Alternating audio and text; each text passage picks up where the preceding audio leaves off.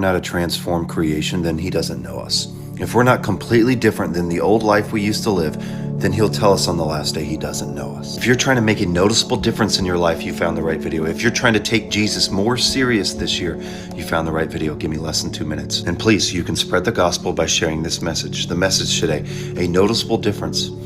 There is no mistaking a life transformed by God.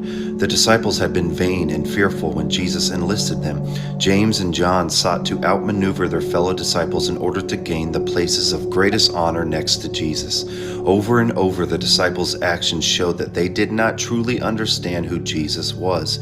Even after 3 years with Jesus, Peter was afraid to confess Christ before a young servant girl. In fact, Peter did it 3 times. Anyone who knew these men would realize they were not the kind of people on which you would build a worldwide kingdom.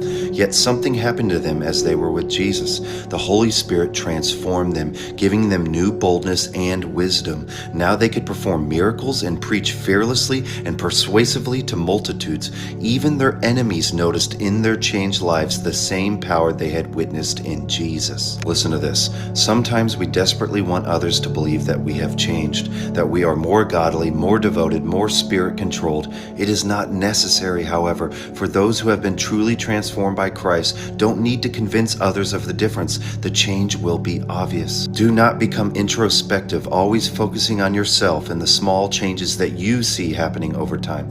As you walk with Jesus daily, let the witness of the changes taking place in you come from others and not from you. If you have to prove to someone that God has really changed you, then he has not. Those around you will surely notice when your life has been transformed by your relationship with Jesus. You hear that? You don't need to prove to others. Just follow Jesus and it'll come naturally. Guys, comment what you thought, share to somebody else, and let's have a God year in 2026. Peace out. Jesus tells us that if we're not a transformed creation,